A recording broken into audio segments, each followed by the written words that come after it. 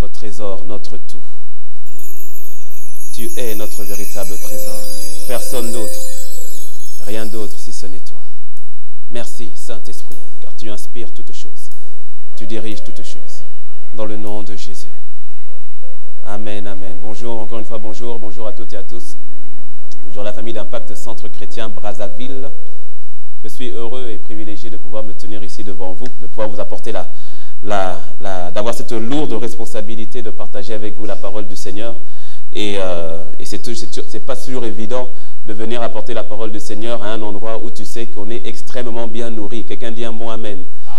Et vraiment, je profite pour bénir, mais vraiment le Seigneur. Et ce n'est pas une formule de style, ça vient du plus profond de mon cœur, de bénir le Seigneur pour le pasteur Yves et pour le pasteur Abi, qui sont de véritables pères, de véritables parents, pas simplement pour nous, mais pour des multitudes. Que quelqu'un dise amen. Vous savez, la difficulté avec des parents qui ont plusieurs enfants, c'est de pouvoir combler les besoins de chaque enfant. C'est pas facile quand il y a plusieurs enfants, mais ce qui est magnifique avec eux, c'est que tu te sens comblé et tu n'es pas jaloux des autres enfants. Quelqu'un dit amen. Est-ce qu'on peut acclamer le Seigneur pour pasteur Yves, pour pasteur Abi? Gloire au Seigneur. Et je ne suis pas venu seul, je suis venu avec ma tendre épouse que j'appelle affectueusement bébé, ma bébé à moi. Quelqu'un dit amen. Hein, je vais inviter à Pénadine à pouvoir se lever, qu'on puisse se voir. Voilà. Quelqu'un dit amen. Voilà. Voilà, mon frère, tu peux détourner tes yeux, c'est bon. Ça suffit. Vous avez le bonjour de votre famille de ICC Porto Novo, de votre famille de ICC Cotonou, de votre famille de ICC Lomé. Je vous passe le bonjour.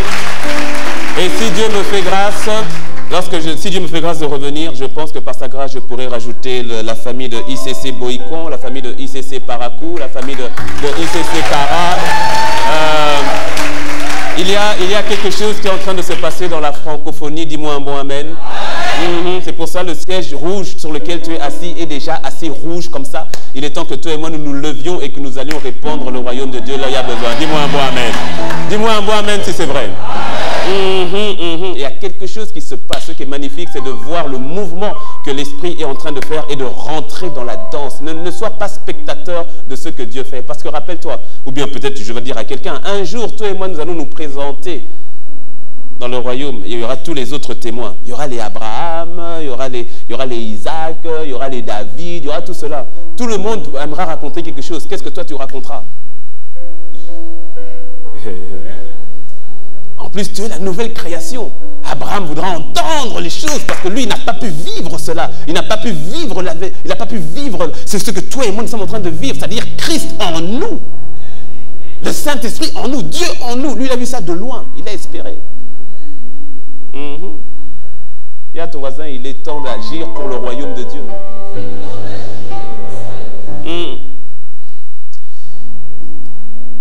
Pour ce matin, je vais partager avec vous la pensée que le Seigneur m'a donnée. On va prendre deux textes. Et ensuite, je vais expliquer. On va prendre deux textes d'abord. On va aller dans Matthieu 13, verset 33. Ce sera là nos deux textes de référence. Matthieu 13, verset 33. Et ensuite, Marc 8, verset 13 à 21. Matthieu 13, verset 33, il est écrit, il leur dit, c'est Jésus qui parle, il leur dit cette autre parabole. Le royaume des cieux est semblable à du levain qu'une femme a pris et a mis dans 3 mesures de farine jusqu'à ce que la pâte soit toute levée. Marc 8, verset 13 à 21. Puis il les quitta et remonta dans la barque pour passer sur l'autre bord. Les disciples avaient oublié de prendre des pains. Ils n'en avaient qu'un seul avec eux dans la barque. Jésus leur fit cette recommandation. Gardez-vous avec soin du levain des pharisiens. Dis avec moi, levain des pharisiens. Et du levain d'Hérode. Dis avec moi, levain d'Hérode. Les disciples raisonnaient entre eux et disaient, aïe, c'est parce que nous n'avons pas de pain. On a oublié les pains. Jésus, l'ayant connu, leur dit, pourquoi raisonnez-vous sur ce que vous n'avez pas de pain? Êtes-vous encore sans intelligence et ne comprenez-vous pas? Avez-vous le cœur endurci? Ayant des yeux, vous ne voyez pas? Ayant des oreilles, n'entendez-vous pas? Et n'avez-vous point de mémoire? Quand j'ai rompu les 5 pains pour les 5000 hommes, combien de paniers pleins de morceaux avez-vous emporté? 12, lui répondirent-ils. Il dit, bon. Et quand j'ai rompu les 7 pains pour les 4000 hommes, parce qu'il y avait 2 multiplications de pains dont la Bible nous relate. Et quand j'ai rompu les 7 pains pour les 4000 hommes, combien de corbeilles pleines de morceaux avez-vous emporté? 7, répondirent-ils. Et puis il leur dit, et alors? Ne comprenez-vous pas encore? Le titre de mon message est le suivant. Les 3 types de levain qui influencent ta vie.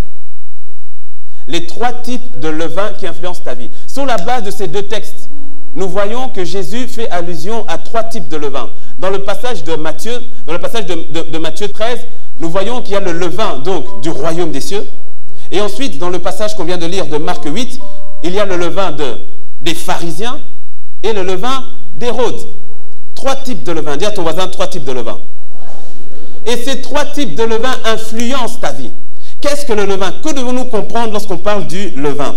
Dans le milieu, on va dire dans le monde naturel, le levain, sur le plan naturel, c'est cet ingrédient-là qui fait lever toute la pâte. Quand vous voulez faire un gâteau, vous voulez faire du pain, vous mettez un peu de levain dans la pâte, et lorsque vous mettez le gâteau, vous mettez ce pain-là dans le four, mis sous pression, tout à coup, la pâte commence à gonfler, le gâteau commence à prendre une certaine forme. Sur le plan spirituel, qu'est-ce qu'on doit comprendre? Le levain est une influence, ou encore, je dirais que le levain est un système de pensée, une influence. Et le levain influence. Le levain est petit, voire insignifiant, voire indétectable, mais pourtant il influence. Si tu mets du levain dans la pâte, tu peux ne pas savoir qu'il y a du levain. Mais lorsque tu mets ce levain-là dans le four, lorsque tu mets cette pâte dans le four, alors tu sauras qu'il y avait une présence de levain.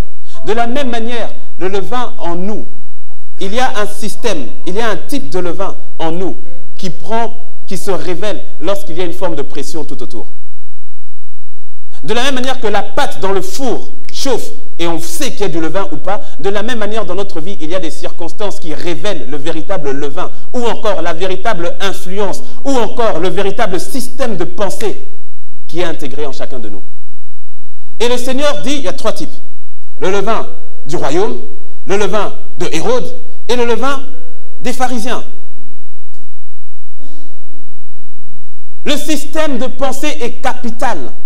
Ce à quoi tu penses de manière machinale. Pourquoi? Parce que tu vois, lorsqu'on parle de ton système de pensée, on fait allusion à ta foi. Dis-moi amen. Tout ce qui arrive, ou bien je vais dire autrement, tout ce que le diable fait n'a qu'un seul but.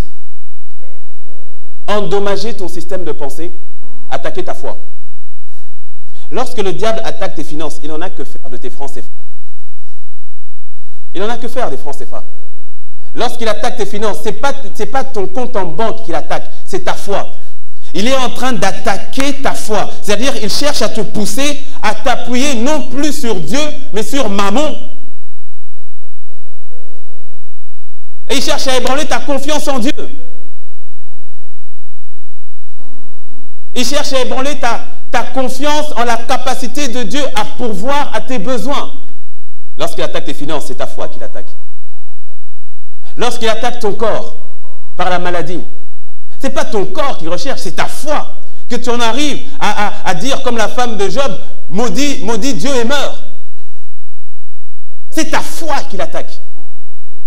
C'est ton système de pensée qu'il veut ébranler. Il veut t'emmener à réfléchir sur une autre base que celle de la parole, que la base du système de pensée du royaume, qui nous est donné, inculqué par sa parole. C'est ainsi que Jésus dit, lorsque le Fils de l'homme reviendra, trouvera-t-il encore la foi? Tu sais, quand Jésus dit ça, ça doit te révolter. Tu dois dire, non Seigneur, en tout cas moi là, tu as trouvé la foi. Non, si c'est ton partage, dis Amen. Mais sa question est importante, surtout dans les temps de la fin, là où nous sommes. Est-ce qu'il trouvera encore la foi? Est-ce que parmi ses enfants, dans son église, dans son ecclésia, parmi les siens, dans sa famille, est-ce qu'il trouvera encore la foi? C'est-à-dire, est-ce qu'il trouvera encore de ceux-là qui s'appuient sur lui, sur sa parole? Le levain est une influence. On va le voir tout de suite. Il est facile de dire qu'on a la foi. Il est facile de dire qu'on s'appuie sur Dieu. Mais très souvent, ce sont les circonstances qui démontrent véritablement quel type de levain est au-dedans de nous. Rappelle-toi, lorsque la pâte est mise dans le four, donc lorsqu'elle est mise à rude épreuve, lorsque vient la chaleur, c'est là que tout à coup, ce qui est à l'intérieur se révèle. Dis-moi amen. Et le levain, c'est tellement subtil. C'est tellement subtil. Tellement subtil. Romains 12, verset 2. Passage que pour la plupart d'entre nous, nous connaissons. Romains 12, verset 2 dit « Ne vous conformez pas au siècle présent, mais, la partie qui m'intéresse, mais soyez transformés par le renouvellement de l'intelligence, afin que vous discerniez quelle est la volonté de Dieu, ce qui est bon, ce qui est agréable et ce qui est parfait. » Il dit, la Bible dit « Soyez transformés par le renouvellement de l'intelligence. » Pendant longtemps, j'avais toujours fait un amalgame sur ce passage. J'avais toujours compris que la transformation et le renouvellement de l'intelligence, c'était la même chose. Jusqu'à ce que le Saint-Esprit dernièrement me dise, lis bien ta Bible. La Bible dit, soyez d'une part transformés par le renouvellement de l'intelligence. Le Saint-Esprit, au travers de Paul, dissocie donc la transformation d'une part et le renouvellement de l'intelligence d'une autre part.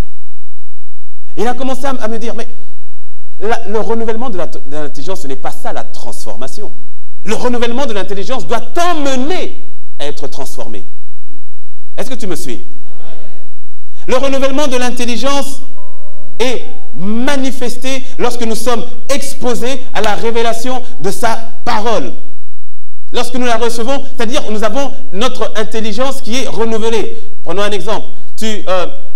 On t'a toujours dit, quand on te tape, tu tapes. On t'insulte, mon ami. Tu ne laisses même pas terminer son insulte. Tu insultes 3 fois plus vite. C'est ce qu'on t'a toujours appris. Ensuite vient la parole. Tu donnes ta vie au Seigneur.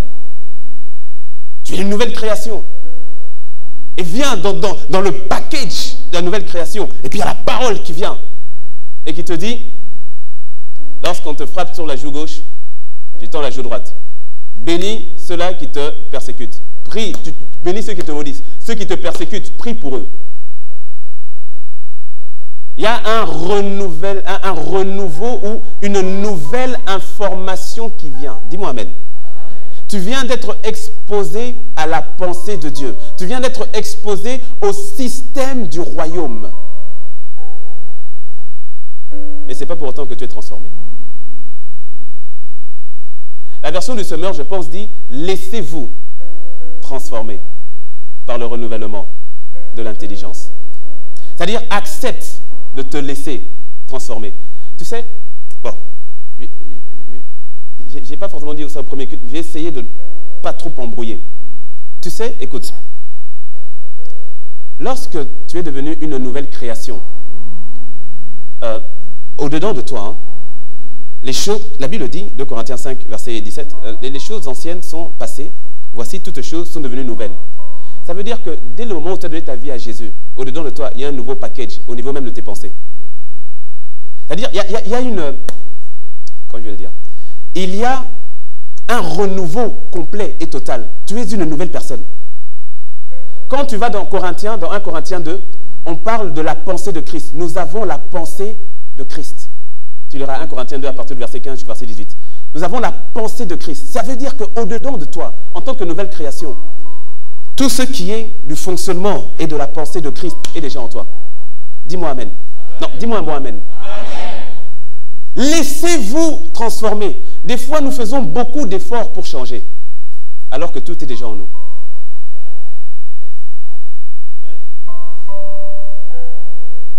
Nous faisons des fois beaucoup d'efforts pour changer, alors qu'il suffit de se laisser transformer. Comment? Par la mise en application de la parole. C'est aussi simple que ça. La transformation vient par la mise en application de la révélation de la parole que tu as reçue.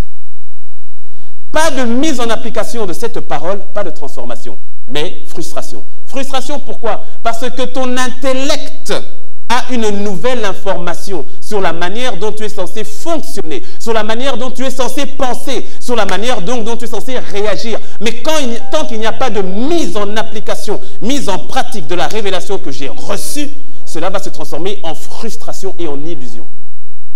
C'est ainsi que beaucoup se sentent frustrés dans des situations, sachant qu'en fait, ils connaissent les clés, mais ne les appliquent pas. Ils savent ce qu'il faut faire, mais ils n'appliquent pas. Ce qui se passe, c'est que le cœur s'endurcit.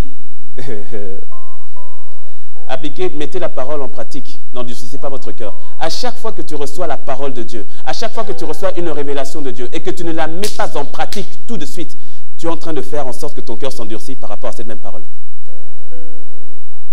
Et pourtant, l'information au niveau de ton intellect est bel et bien réelle. Est-ce que tu me suis? La transformation vient de la mise en application de la révélation de la parole que tu as reçue. Quand le Saint-Esprit te parle, que ce soit au travers d'une prédication comme maintenant, que ce soit lorsque tu pries dans ta chambre, que ce soit lorsque tu es dans ta voiture, peu importe, quand le Saint-Esprit te parle, mets en application. Lorsqu'il te dit pardonne, ne réfléchis pas, ne cogite pas, ne justifie pas, pardonne. La foi ne s'explique pas, elle s'expérimente. On n'explique pas la foi, on la vit, on l'expérimente, on la met en application. Dieu n'est pas une théorie, il n'est pas un concept, il n'est pas une philosophie. Est-ce que tu me suis? Je répète, la transformation vient de la mise en application, de la révélation de la parole que tu as reçue. C'est alors que vient la transformation. Lorsqu'on s'arrête simplement à l'étape de « j'ai entendu », il n'y a pas forcément de transformation. Le renouvellement de ton intelligence doit emmener à ce que ton ancien système de pensée soit totalement révolu. Complètement révolu. Si je peux te donner un conseil pratico-pratique, quand tu entends la parole, ne cherche pas à progresser vers celle-ci. Qu'est-ce que je suis en train de dire? Quand tu entends ta parole, choisis ton système de pensée ancien là, mets-le de côté. Ce qui est de la chair, c'est de la chair. Ce qui est de l'esprit est de l'esprit. Ne cherche pas à migrer le charnel, à le transformer en spirituel. Est-ce que tu me suis? Mets-le de côté. Tu mets de côté, tu acceptes d'un seul bloc la parole de Dieu. Tu acceptes d'un seul bloc. Elle s'expérimente. Elle ne s'explique pas. Elle s'expérimente. Dieu n'est pas une théorie. On expérimente Dieu. Pour être transformé selon Dieu, donc tu comprends, il ne s'agit pas simplement de penser différemment, mais de vivre différemment. Parce que ton système de pensée t'emmène à une vie transformée qui te donne une vie changée. Ce n'est pas une question d'intellect. Est-ce que tu me suis? Ça ne s'arrête pas à l'intellect. Ce n'est pas une question d'intelligence académique. Non, moi je suis très intelligent. Moi, j'ai eu beaucoup de diplômes. On ne parle pas de cette intelligence-là. Ça n'a rien à voir avec ton intellect. Parce que ce qui est de la chair est de la chair. Ce qui est de l'esprit est de l'esprit. Est-ce que tu me suis?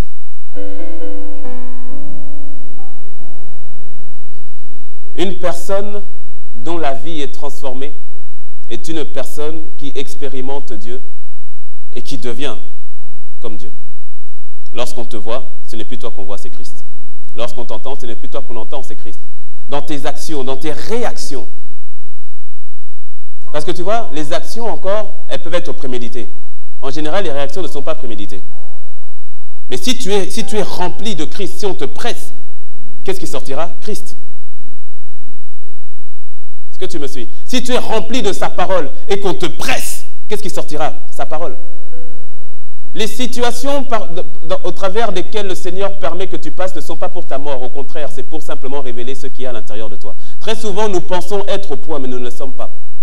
Et Dieu, dans son amour incommensurable à notre égard, nous permet de passer par certaines situations afin de révéler en nous le levain subtil qui était au-dedans de nous, où nous pensions être totalement appuyés sur le Seigneur, mais ce n'était pas vraiment le cas. Nous disions parfois l'aimer, mais Dieu nous connaît mieux que nous-mêmes. Alors il permet certaines situations où une personne que tu aimais te trahisse pour que tu vois au-dedans de toi qu'il n'y avait pas véritablement cet amour. Enfin, en fait, cet amour était là, mais que tu ne vivais pas encore par rapport à cet amour. Donc, il faut une situation pour que cet amour puisse être manifesté. Tu comprends?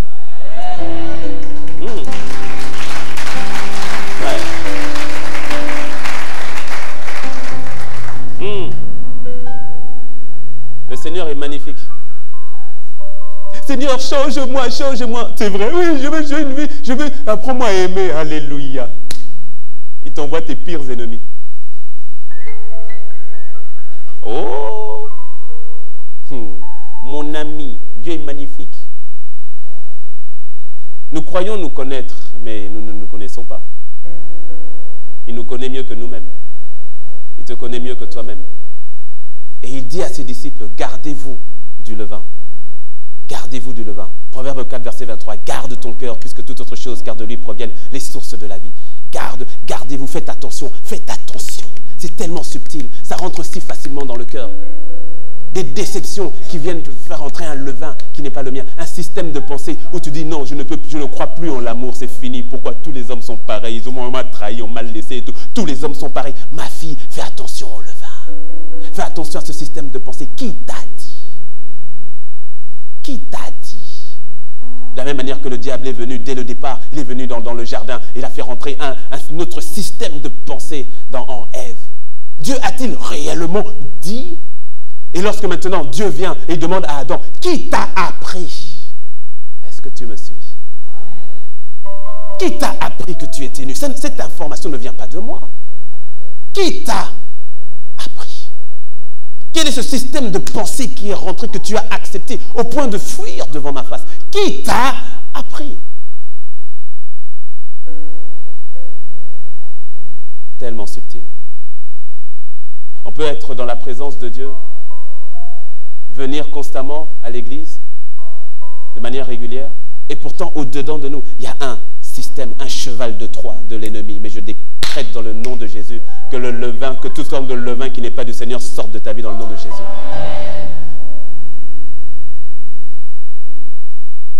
Alors parlons de ces levains.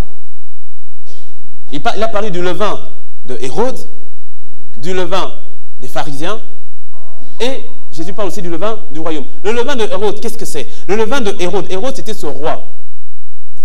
C'était le roi de l'époque. Hérode représente donc, le levain de Hérode représente la puissance de l'homme, ou encore les systèmes humains. Le levain de Hérode exclut Dieu de l'équation. Alors il est important que nous comprenions. Jésus s'adresse à ses disciples. Donc de la même manière qu'il s'adresse à son église aujourd'hui par le Saint-Esprit. Et donc il est en train de dire à l'église, église, fais attention au levain de Hérode. Donc il ne s'adresse pas à des personnes qui ne connaissent pas Dieu, mais à des personnes qui connaissent Dieu. Et il dit, fais attention au levain de Hérode. Le levain de Hérode exclut Dieu de l'équation, s'appuie sur le système humain, s'appuie sur la force de l'homme. Les adeptes du levain de Hérode auront toujours des phrases du genre « aide-toi et le ciel t'aidera ». C'est-à-dire « fais tes efforts toi-même » et puis Dieu éventuellement fera ce qu'il a à faire. Ou bien des phrases du genre « tu es le seul, l'unique architecte de ta propre vie. C'est toi qui fais tout de toi, toi. » Dieu n'a rien à voir là-dedans. Ou tu auras des phrases du genre « tout dépend de moi et de mes efforts et de mes capacités et de mes habilités et de ma responsabilité. Tout ne dépend que de moi. » Il y a un fléau dangereux qui sévit dans l'Église, je parle du corps de Christ de manière générale, qui est l'athéisme. On croit en Dieu, mais avec une attitude de athée. C'est-à-dire, beaucoup de chrétiens agissent comme des athées. C'est-à-dire, ils croient en un Dieu, mais pas en un Dieu qui agit. Dieu, oui, mais Dieu n'agit pas. Dieu, oui, mais Dieu n'agit pas. Pourquoi donc irais-je le voir pour qu'il agisse dans ma situation?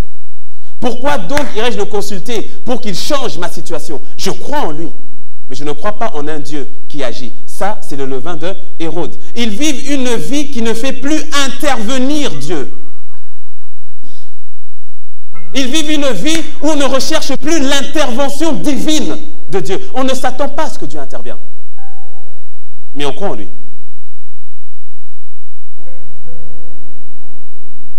Lorsque chaque matin, par exemple, tu te lèves le matin et que tu t'en vas, tu attaques ta journée sans avoir pris le temps de passer du temps avec le Seigneur, de recommander ta journée à Dieu, cela démontre que quelque part, tu t'appuies sur ta propre capacité pour affronter la journée.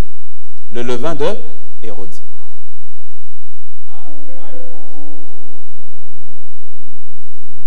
Est-ce que tu me suis? Et parfois, on regarde même aux autres personnes qui ne connaissent pas Dieu, mais qui s'en sortent. Et qui s'en sortent bien. Et donc, l'on se dit que la prière et l'intervention divine, au final, ce n'est pas si indispensable que ça. On regarde le voisin, il ne connaît pas Dieu, il ne va pas à l'église, il ne prie pas Jésus, il n'a pas le Saint-Esprit, mais pourtant, il fonctionne. On dit, oh, lui, il fonctionne, moi, je prie, je fais tout ça, ça ne fonctionne pas. Lui, il fonctionne sans Dieu. Automatiquement, on commence à regarder vers lui. On dit, mais dis-moi, comment tu as fait, hein? Ah ah. Le levain de Hérode. Elle dit, moi, je prie. Je jeûne. Je vais à l'église. Il n'y a pas Marie. Elle ne prie pas. Elle ne jeûne pas. Elle est même dans le péché. Et pourtant, elle a 2 enfants. Elle est enceinte de jumeaux. Là. Et puis on commence à la regarder et dire,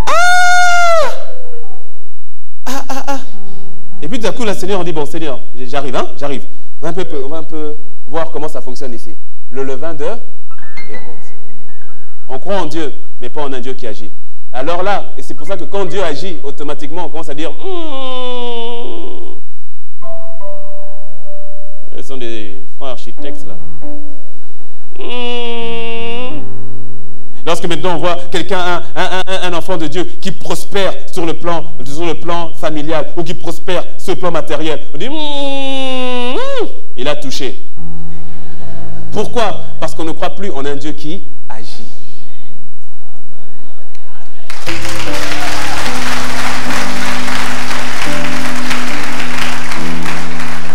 Le levain de Hérode. Est-ce que tu me suis?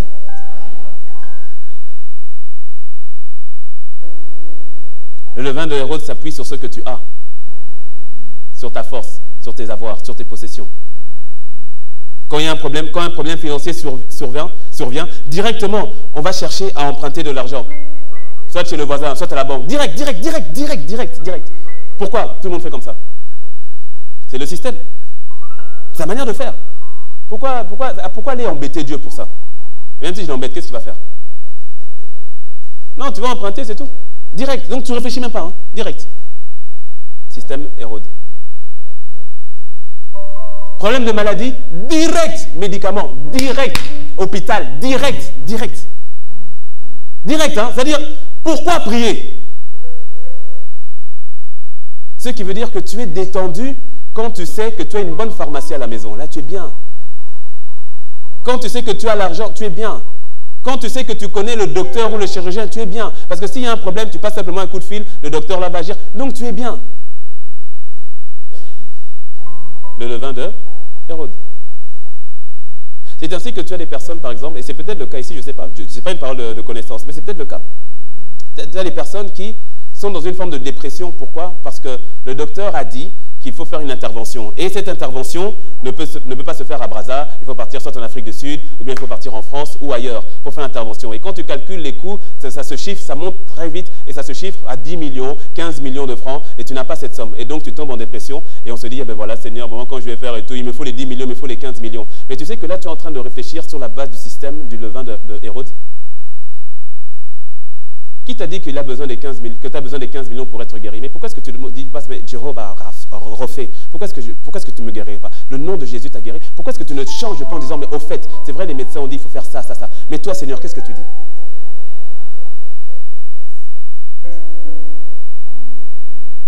Et dans cette situation, tu verras, si la personne prie, la personne va se dépatouiller pour dire, Seigneur, donne-moi les 15 millions.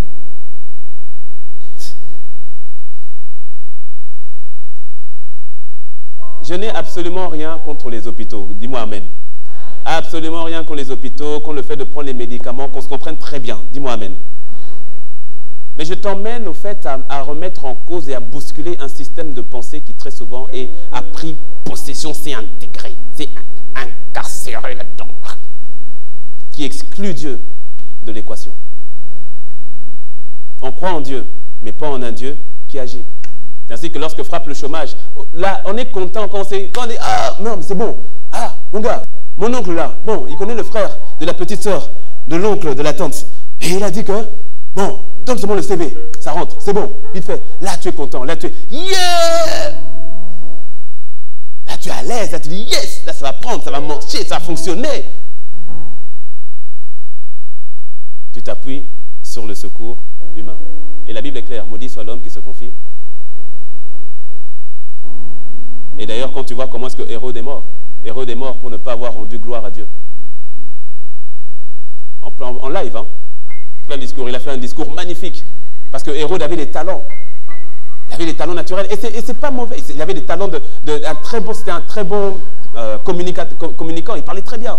Il a fait un discours. Oh, les gens disent, oh non, c'est voix de, non pas la voix d'un homme, mais la voix de Dieu. Il avait des talents.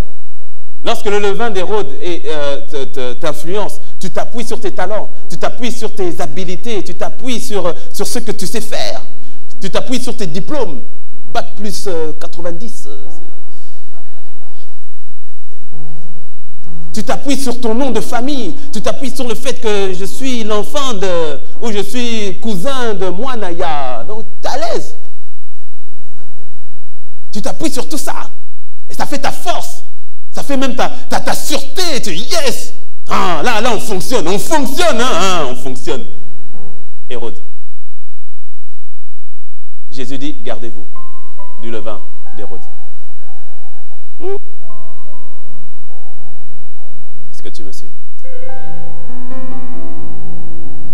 Toute la force repose sur l'homme et sur le système de l'homme. Problème conjugal dans le foyer, problème de mariage, problème dans le foyer, automatiquement, option divorce. On ne croit pas à Dieu qui est capable de faire un miracle dans mon couple. Ben non, toi aussi. Non, directement, bon, c'est quoi les propositions? Bon, il faut divorcer, bon, les biens communs, non communs, on fait, bon, contrat et tout. On dit non, la situation, oh, ça peut pas changer. Ben non. Non, si toi, Dieu agir là-dedans, mais non, laisse tomber. Pourquoi on va prier pour ça? Non, Dieu a d'autres choses à faire. Laisse-le gérer autre chose. On va divorcer vite fait. Écoute, mon oncle a divorcé, ma tante a divorcé, ton père a divorcé, mon cousin est en train de divorcer. Divorçons, écoute, c'est comme ça. On n'en mourra pas. T'as vu la divorcée, elle vit bien. Hein? T'as vu là, elle vit bien, ça va. Lui aussi, il vit bien. Ça va aller pour nous, il n'y a pas de problème. On ne croit plus en un Dieu qui agit. Mais on croit en Dieu. Donc on n'a plus l'attitude d'aller vers lui. Non, on se base sur ce que l'on a. Ou ce que l'on n'a pas. Parce que c'est dans les deux sens. Lorsqu'on n'a pas, on dit, ben, on ne peut rien faire. Alors lorsqu'on n'a pas, on ne peut rien faire. Jésus dit, il y a la foule. Il dit, nourrissez la foule. Les disciples viennent. Il dit, on va nourrir la foule là, comment on va faire? Même si nous avions 200 deniers, on ne pourrait pas nourrir tout ce monde. La version anglaise dit, il nous faudrait au moins 8 mois de salaire pour nourrir une foule pareille. Hérode. 8 mois de salaire, ça veut dire quoi? 8 mois de travail, 8 mois de dur labeur, 8 mois où je mets toute mon énergie et tout cela. Mais pourquoi? Mais parce que c'est comme ça que ça fonctionne, c'est le système. Alors qu'il y a un autre système, le système du royaume de Dieu.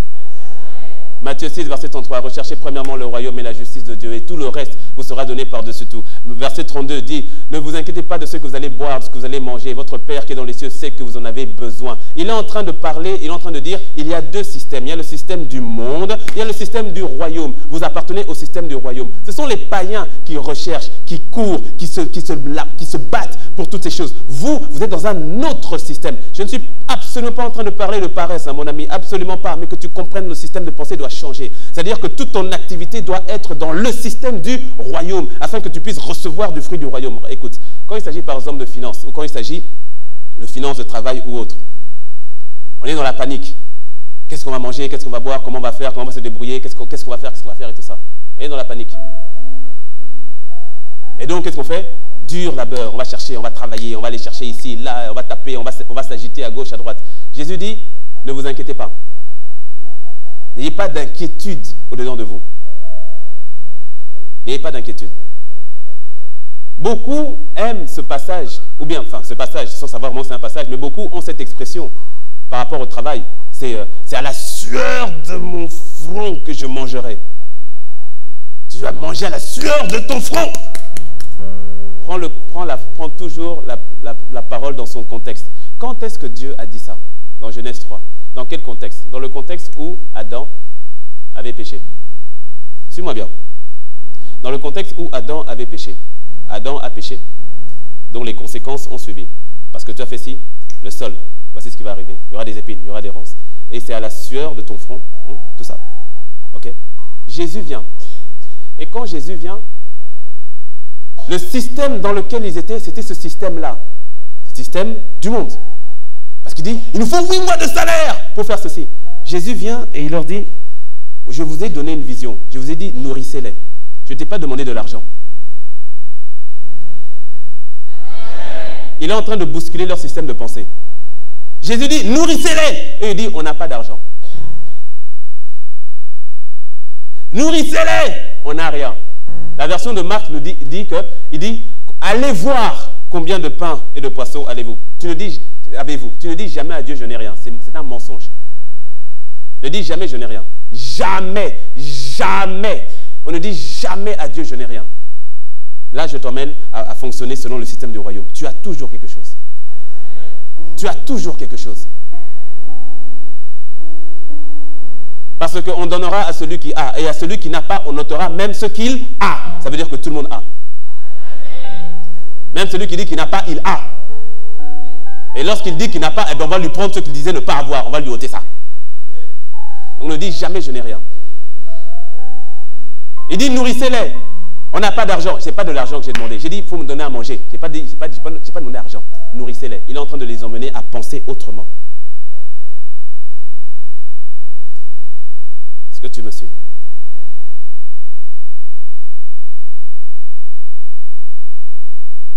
Le passage de Proverbe 22, verset 6, passage que beaucoup connaissent aussi, qui dit que c'est la bénédiction de l'Éternel qui enrichit et qui ne se fait suivre d'aucun chagrin. Quand tu vois le mot chagrin en hébreu, c'est intéressant de voir que le même mot est utilisé pour effort. C'est la bénédiction de l'Éternel qui enrichit et ne se fait suivre d'aucun effort. L'effort dont je suis en train de parler, c'est l'effort sur la base de sa propre force, sur la base de sa propre connaissance, sur la base de ses propres appuis. Le levain de Hérode. Tellement subtil. Tellement subtil.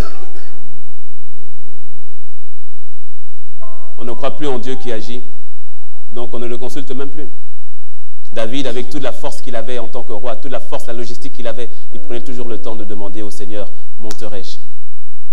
Pourtant, il a toute la logistique. Mais avant de monter, monterai-je? Que l'armée soit une armée de 3000 personnes, monterai-je?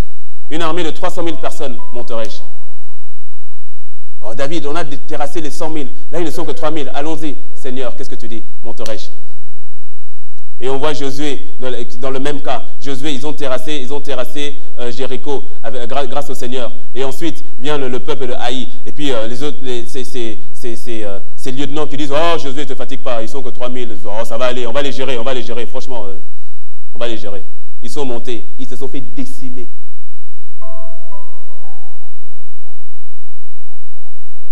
Le système de Hérode t'emmène, le levain de Hérode emmène à une fin de Hérode. C'est-à-dire, Hérode, lorsqu'il a parlé, lorsqu'il a fait un beau discours, le Seigneur n'a rien contre les talents, c'est lui qui les donne. Dis-moi Amen. Les capacités que tu as, c'est lui qui te donne. Dis-moi Amen. Mais c'est lorsque tu t'appuies sur ça au détriment de sa personne. Tout ce que tu as, tu le mets à sa disposition. Tu le fais avec lui, pour lui, en lui, ensemble.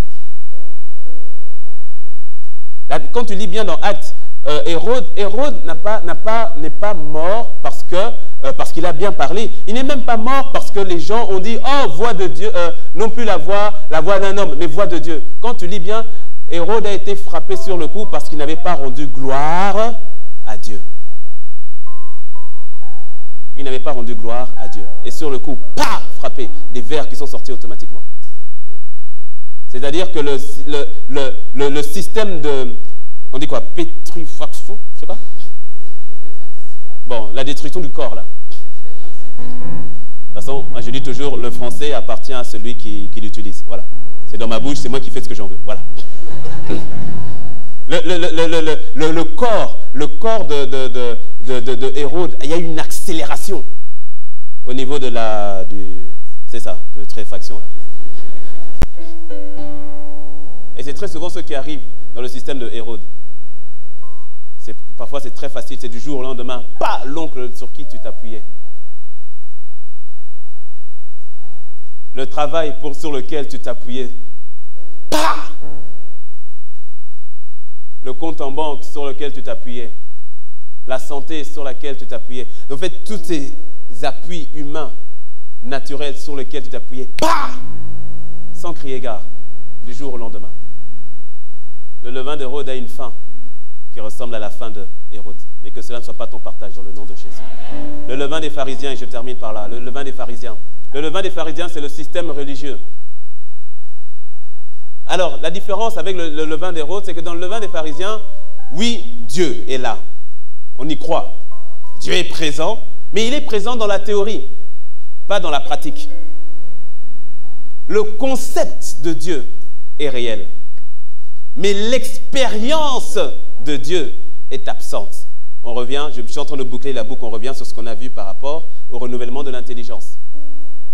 Dieu est dans la forme, mais pas dans la puissance.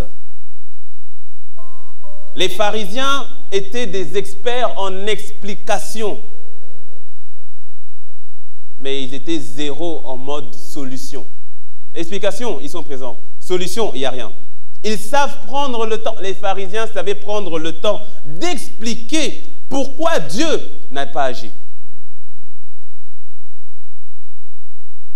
C'est-à-dire, on croit en Dieu, mais bon, Dieu est quand même en mode un peu dépassé, un peu vieillot, limité. Et très souvent limité par un système de pensée qui lui-même est limité. On limite Dieu à notre compréhension. On limite Dieu à notre connaissance. Et dans le système, dans le levain des pharisiens, lorsqu'il y a le levain de pharisiens, ce seront les premiers à prier. Mais en même temps, à ne pas s'attendre à trop. On va éviter toute forme de déception. Lorsqu'il y a le levain des pharisiens, tu verras que tu crois en Dieu, hein, toujours. Mais quelque part, il y a de l'amertume quand même. Est-ce que tu sais qu'il est possible d'avoir de l'amertume vis-à-vis de Dieu? Oui. Oui. Tu as prié hier. Tu n'as pas vu de réponse. Mais comme tu sais que Dieu est Dieu, tu ne peux pas l'attaquer comme tel. Non, tu sais qu'il est Dieu, tu ne vas pas l'attaquer. Mais, quelqu'un dit mais. Au-dedans de tu dis plus jamais.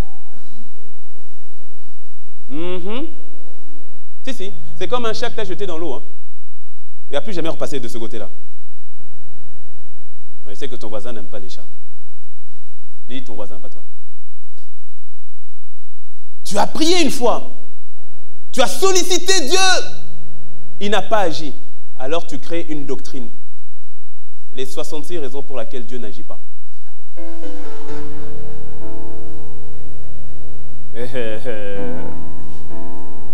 Et malheur à toute personne qui voudra venir te faire croire le contraire, que non, Dieu agit dans cette situation. Non, il n'agit pas. Et je vais t'expliquer pourquoi. Et c'est ainsi qu'on transmet aux autres un Dieu qui n'agit, là je dirais pas qui n'agit pas, qui n'agit plus. Pour diverses raisons. forme, quand c'est comme ça, il y a une forme au fait autour de nous, une forme d'amertume. On en veut à Dieu. On ne prie plus comme on pouvait prier avant. Hier, on pouvait prier avec beaucoup de force, on s'attend à ce que Dieu agisse. Yeah. Mais là, tout à coup, tu pries pour la forme. Parce qu'il faut prier. Donc oui, tu vas prier. Mais en même temps, tu vas éviter d'être déçu une deuxième fois. Donc oui, tu pries, mais avec réserve. Mais tu pries, hein. Mais au niveau de tes attentes, avec réserve. Parce que de toute façon, tu sais maintenant que Dieu n'agit plus. Ou bien qu'il est limité. Est-ce que tu me suis? Priez! Mais attention, hein, n'attendez pas trop quand même. Mais priez, parce que c'est bon pour la conscience. C'est bon pour la forme. Il faut prier quand même. Mais, sois sage. Est-ce que vous savez le nombre de fois, des fois on dit sois sage, mais qu'au fait, cette pseudo-sagesse n'est qu'un signe de manque de foi total. Et ça touche le cœur de Dieu, au fait. Ça touche son cœur. Parce que nous en arrivons à lui passer un message qui n'est pas capable, non seulement de voir pire, pas seulement tu n'es pas capable, mais tu n'as pas envie de me faire du bien. Waouh! Et ça le touche. Les parents qui sont ici, je crois que vous pouvez comprendre, si tu as un enfant, tu as les capacités de faire du bien à ton enfant, mais que ton enfant est persuadé que tu ne veux pas lui faire du bien. Ça touche. Nous en arrivons à croire que Dieu ne veut pas nous faire du bien.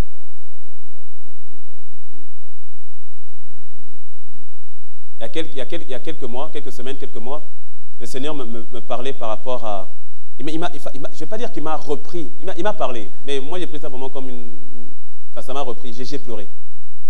Il m'a dit, mais il me parlait sur le thème de la guérison divine. Et il m'a dit, mais c'est comme si vous pensez que je me plais à votre maladie. C'est comme si vous pensez que j'aime vous voir malade. Il m'a dit, mais ouvre ta Bible, regarde. Ne vois-tu pas tout le temps que je passais à guérir les malades? C'était une partie intégrante de mon ministère sur terre. Comment est-ce que vous en arrivez à penser que je me plais à vous laisser dans la maladie? Et j'ai commencé à pleurer. Parce qu'il avait plus que raison. Oui, pour moi, c'était bon. Bon, à un moment, c'est ouais, bon.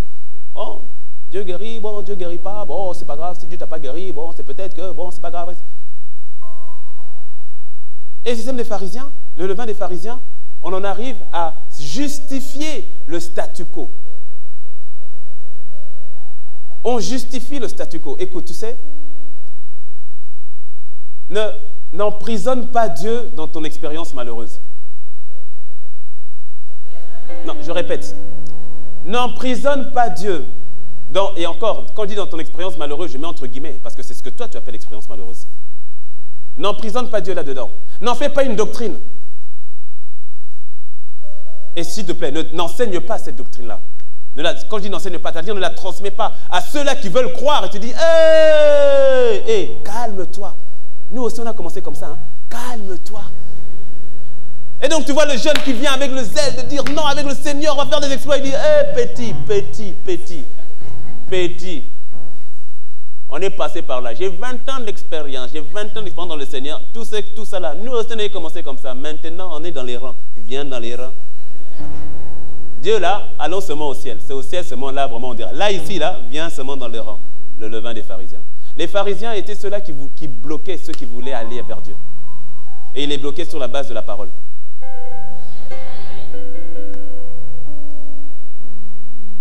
Le levain des pharisiens. Alors lorsqu'on a eu une expérience qui n'a pas abouti comme on le voulait, automatiquement on crée des murs autour, on cristallise l'expérience. Aujourd'hui, là-dessus j'ai changé. Si je prie pour quelque chose, je demande à Dieu quelque chose, je ne vois pas les résultats escomptés, mais pourtant sa parole me dit que voici les résultats qui devraient être, je choisis de m'appliquer sur sa parole. Je dis, ok Seigneur, sur telle chose, je n'ai pas vu le résultat, mais je ne vais pas faire du résultat que j'ai eu une doctrine. Je vais aller encore plus loin. Je vais te chercher encore plus. Je vais avancer avec toi. Il y a des choses que je n'ai pas comprises. Donc, enseigne-moi, donne-moi. Pourquoi est-ce que là, j'ai prié, ça n'a pas fonctionné? Là, j'avais prié, ça a fonctionné. Là, je prie, ça n'a pas fonctionné. Mais Seigneur, emmène-moi à aller plus loin. Et je refuse, les pharisiens aimaient beaucoup tout ce qui était doctrine, à vouloir expliquer les choses. Non, mais comprenez, ce sont les chrétiens qui aiment les débats. Les débats. Ils aiment discuter des concepts de la parole afin de pouvoir démontrer leur capacité, leur connaissance doctrinale. J'étais à Cotonou, la radio qui m'envoie, il y a une radio qui m'envoie une invitation. On dit non, pasteur, nous voulons que vous puissiez venir intervenir à la radio. Je dis ah bon, intéressant, et c'est quoi le thème? Bon, le thème, on veut discuter du fait, est-ce que pour la Sainte Seine, faut-il donner du vin ou du jus de raisin? J'ai dit quoi? Oui, pasteur, voilà. Donc, nous, on veut votre position. Et puis que si c'est le vin, vous serez avec les pasteurs qui défendent le vin. Et si c'est le jus de raisin, vous serez avec les pasteurs qui défendent le jus de raisin. J'ai dit, Tantine, vraiment, merci pour la considération, mais je ne viendrai pas. Ah, mais pasteur, mais s'il vous plaît, je ne viendrai pas. Et où est le but? Enfin, pourquoi? Ça édifie en quoi? On va où? Non, vous savez, il faut un peu de vin. N'a-t-il pas dit à Timothée, prends un peu de vin pour ton estomac? Non, la Bible dit, ne vous enivrez pas de vin, mais soyez remplis du Saint-Esprit. Et puis après,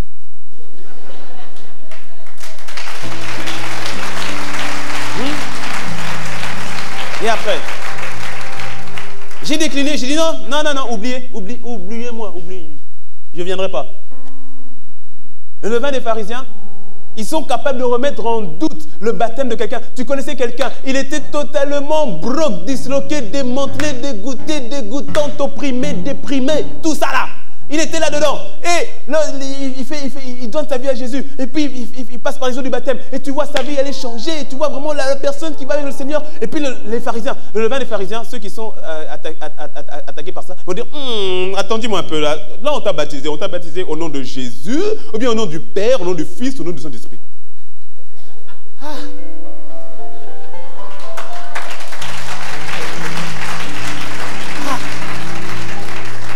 Le levain des pharisiens. Ils vont voir un frère qui était vraiment down, ça n'allait pas, sa vie n'allait pas, rien n'allait. Et puis, il fréquente tout à coup ICC Brazzaville. Sa vie a changé, il n'est plus le même. Lui-même, il voit qu'il n'est plus le même. Mais il dit, mais votre église là... Est-ce que... Mais tu ne vois pas que sa vie est changée, sa vie est transformée. Bénis-Dieu! Hey! Les pharisiens, c'est du levain. Pourtant, tu vois que sa vie n'est plus la même. C'est lui-même qui te volait. Il ne te vole plus, il t'a restitué ce qu'il t'a volé. Il faudrait même venir donner une dîme de ce qu'il t'a restitué ici. Oh! Je rigole. Le levain des pharisiens. Est-ce que tu me suis? Dans la justification du statu quo, de non, bon, on aime, le levain des pharisiens va protéger la tradition et va combattre tout ce qui vient à l'encontre des habitudes ou des acquis. C'est pour ça que le levain des pharisiens est véritablement dans le monument, là où le levain du royaume des cieux est dans le mouvement.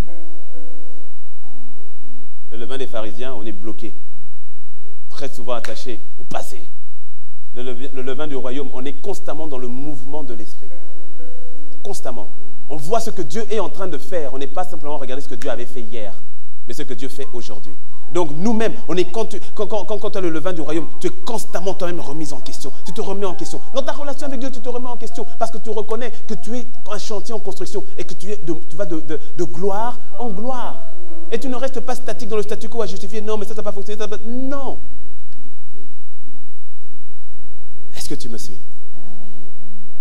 C'est important de ne pas voir simplement un Dieu qui agissait hier, mais un Dieu qui agit aujourd'hui. De ne pas présenter un Dieu qui a vieilli, un Dieu qui est limité, un Dieu qui n'est pas capable, un Dieu qui est dépassé. Non, mais un Dieu qui agit aujourd'hui.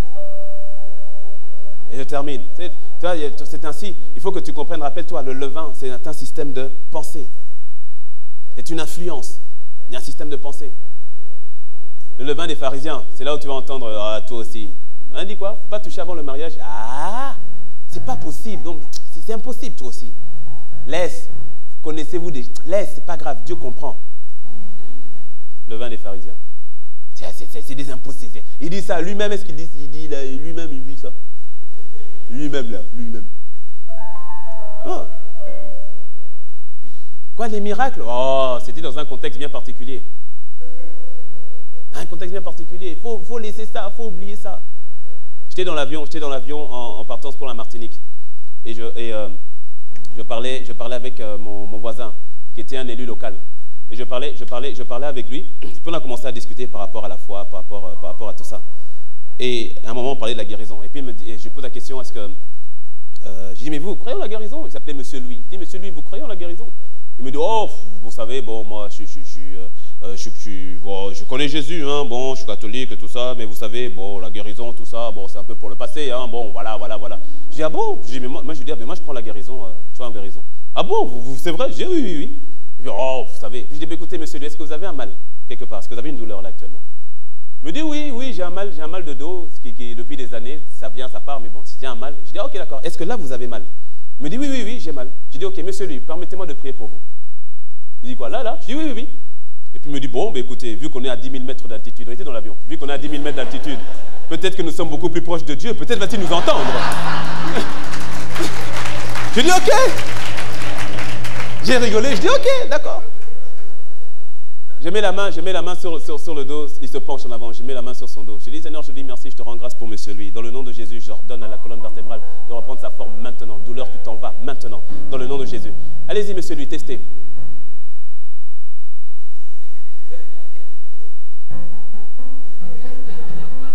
Oh, vous savez, le mal, il vient, il part par moments.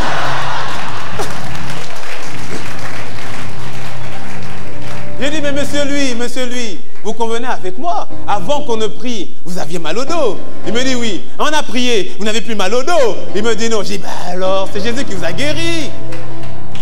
Il dit, oui, bon, vous savez, bon, on va voir, on va attendre et tout cela. Et pendant qu'on parle, je reçois une parole de connaissance. Je dis, votre femme a une douleur, une forme de maladie, je ne peux pas dire laquelle, mais une forme de maladie à ce niveau-ci. Je ne sais pas si c'est le cœur ou si c'est le poumon. Qu'est-ce qu'il en est? Il me regarde. Il me dit, oui, effectivement, ma femme a des problèmes d'hypertension parce qu'elle a un problème au cœur par rapport à une artère ou bien à une aorte et autres. Je dis, d'accord, est-ce que vous croyez que Dieu va la guérir comme il a fait avec votre dos? Prions d'ici. On a prié ensemble. Et ensuite, quelques instants après, avant qu'on atterrisse, je reçois encore une autre parole de connaissance. Je dis, vous m'avez dit que vous avez des enfants, vous avez un fils? Il me dit, oui. Votre fils est sportif et il a un problème à sa jambe gauche. Il me regarde. Il dit, oui, mon fils est sportif, il est footballeur et il s'était fait une déchirure à la cuisse gauche. On a fait une opération, mais il a rejoué trop vite et la cuisse gauche s'est réouverte.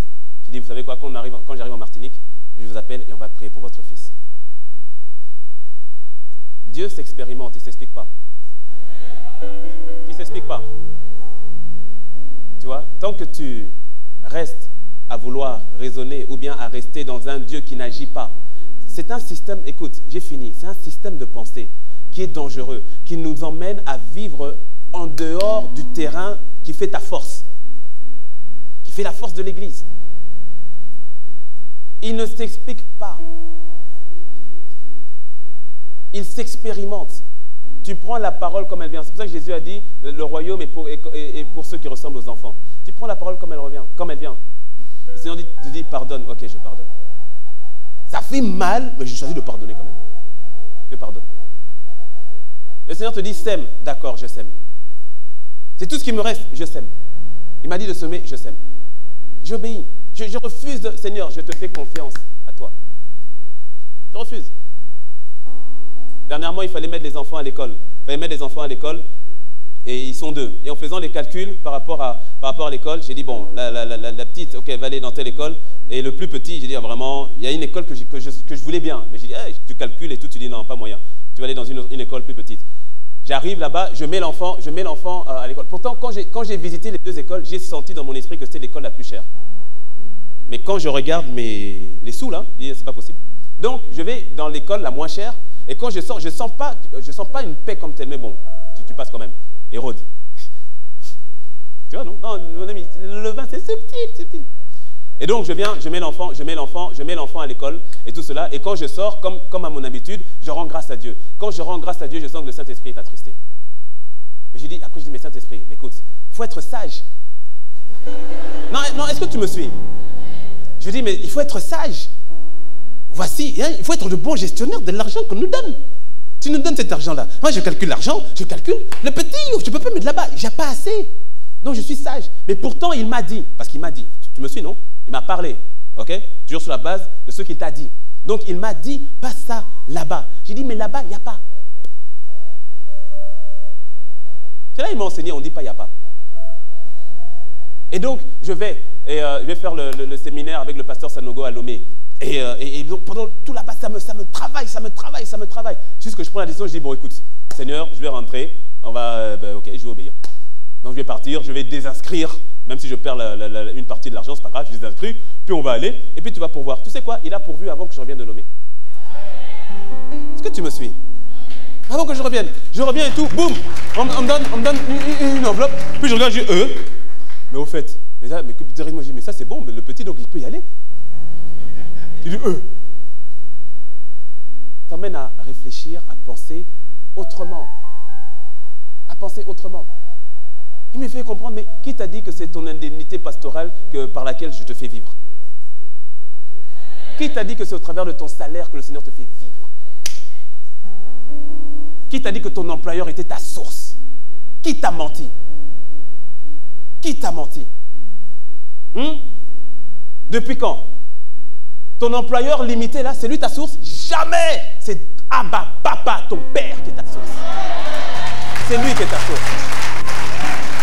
Est-ce que tu me suis? Il est ta source. Il est ta source.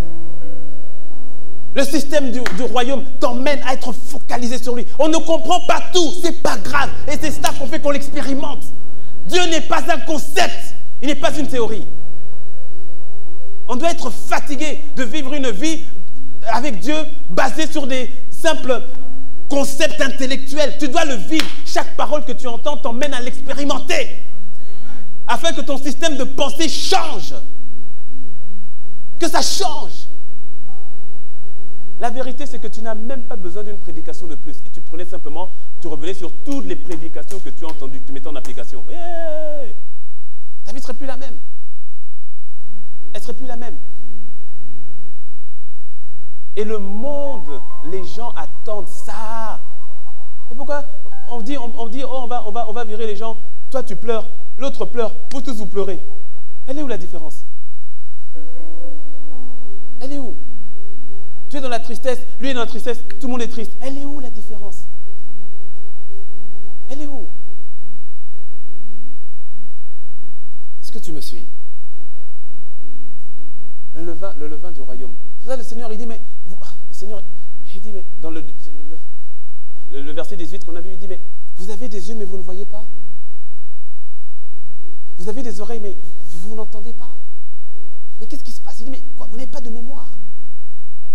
Les miracles donc que j'ai fait à 2 reprises, vous n'avez pas vu? Ce que j'ai dit, vous n'avez pas reçu. Et vous avez oublié. Mais pense un peu à tous les miracles que Dieu a déjà fait dans ta vie. La situation par laquelle tu passes, je suis persuadé, si tu t'assieds un petit peu, et tu vois la situation par laquelle tu passes, assieds-toi, regarde en arrière, tu vas voir que Dieu t'a sorti de pire que ça. Il t'a sorti de pire que ça. Alors, tu as des yeux, tu ne vois pas, tu as des oreilles, tu n'entends pas, tu as perdu la mémoire. Quand Dieu fait un miracle dans ta vie, tu n'as plus le droit de fonctionner comme tu fonctionnais avant le miracle. Lorsque Dieu a agi une fois dans ta vie, il vient d'emmener une influence nouvelle dans ton système de pensée qui doit t'emmener à dire, si Dieu a agi une fois, il peut agir 2 fois. C'est-à-dire, ta manière de fonctionner doit changer. C'est ainsi que lorsque plus tu mets en application sa parole, plus la transformation devient terrible. C'est par la mise en application non-stop de sa parole. Quand il a commencé à me parler par rapport à la guérison, j'ai compris que je devais de plus en plus avoir foi dans le fait que Dieu veut que les gens soient guéris. De plus en plus. Est-ce que tu me suis? Je termine avec ce témoignage dernier. Tu sais, cette semaine où on avait des colis qui étaient bloqués en douane, des colis de l'église de ICC Cotonou qui étaient bloqués en douane. Et on va voir la responsable, la chef de brigade, la CB, comme on l'appelle, chef de brigade et tout cela. On parle avec elle, on lui explique ce qu'il y a dedans, c'est du contenu pour l'église et tout cela. Bon, d'un air très hautain, très oh là là, bon, là, il dit bon, faut voir le secrétaire là-bas et tout cela. Mais tu sais, l'amour de Dieu, tu dois voir les gens comme Dieu les voit. Dis-moi amen. Mais oui, c'est pas parce que quelqu'un te parle mal que toi aussi tu dois... Quelqu'un te ferme le front, toi aussi tu fermes le front. On va voir le front fermé. Concours de front fermé. Mais non, toi aussi. La différence, il faut qu'il y ait une différence. Système de pensée différent. Dis-moi amen. Elle fermait le front, j'avais un sourire. Très respectueux. Ok, chef, très bien. Et puis quand on se lève, je dis, mais chef, excusez-moi, mais j'ai l'impression que vous avez un problème au dos. Parce qu'elle avait un gros coussin derrière elle. Je dis, on dirait que vous avez un problème au niveau de votre dos et tout cela. Et puis elle dit, hein, comment ça? Je dis, non, mais est-ce que vous avez mal? Oui, bon, ça fait une semaine et tout cela. Je dis, ah, mais écoutez, le Seigneur peut vous guérir. Est-ce que vous me permettez que je prie pour vous? Elle dit, hein? Non, vous savez, elle hésitait un peu. Et puis, non, mais ça va pas prendre longtemps, juste quelques secondes. Ok, je prends sa main, je prie. Je prie pour elle. J'ai dit, allez-y, testez le dos. Elle teste le dos. Elle a encore mal. Je dis, non, j'ai encore mal. Je dis, laissez-moi encore prier une fois. Je reprends sa main, je prie pour elle. Je dis, allez-y, testez votre dos. Et puis elle teste, elle bouge dans tous les sens. Elle dit, peut-être que vous avez déplacé le mal. Je dis, non, le mal n'a pas été déplacé. C'est Jésus qui vous a guéri. Elle dit, bon, il faut me donner vos coordonnées un peu. Donnez-moi un peu vos coordonnées. Après, vos coordonnées. Vous êtes pasteur, hein? L'église, elle est où, hein? Ok, prenez les coordonnées. Et puis, elle nous a envoyé chez le secrétaire. On est sorti avec le colis, on n'a rien payé, rien du tout. Elle a dit, il faut partir. Non, allez-y. Le levain du royaume des cieux te montre avoir un Dieu qui agit. Tout dernier témoignage, et puis on prie, tout dernier.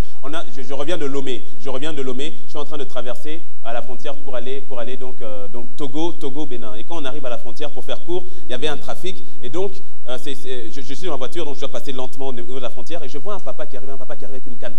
Ouais, canne et tout. Et puis moi, je suis à la frontière. Je baisse la vitre. Je dis, hé, papa, qu'est-ce qui se passe? Il dit, hé, mon fils. Non, même à la jambe. Il dit, mais qu'est-ce qui s'est passé avec la jambe, papa? Il dit, oh, un accident depuis 20 ans. Je dis, oh, papa, est-ce que ça fait mal? Il dit, hé, mon fils, très mal. Je dis, papa, est-ce que je peux prier pour toi? Il dit, quand les gens sont dans la douleur, ils ne refusent pas la prière. Il dit, ah oui, il faut prier. Ils s'avancent. J'ouvre la portière parce que je ne pouvais pas trop descendre puisqu'on était en convoi et tout. J'ouvre la portière. Je mets juste la main sur sa cuisse. Seigneur, je te remercie. J'ai oublié son prénom. Pour papa un tel. Dans le nom de Jésus, Père, tu rectifies maintenant sa cuisse totalement. Douleur, tu t'en vas complètement maintenant. Dans le nom de Jésus. Papa, il faut essayer.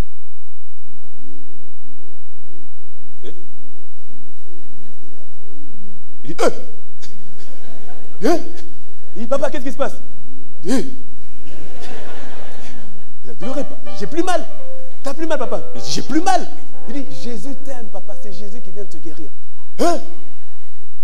Et puis on est passé. Et puis on a traversé. Je ne pouvais pas rester sur en voiture. On traverse. Et quand on arrive de l'autre côté, quand je fais les démarches de visa et tout ça, on arrive de l'autre côté. Et puis je vois, j'en parlais avec le pasteur Lucas, je lui raconte ce que le Seigneur venait de faire. Et puis il me regarde et dit, mais pasteur te dit, c'est pas le monsieur là dont tu es en train de parler? Je me retourne. Je vois le papa qui était au loin. Il avait sa canne.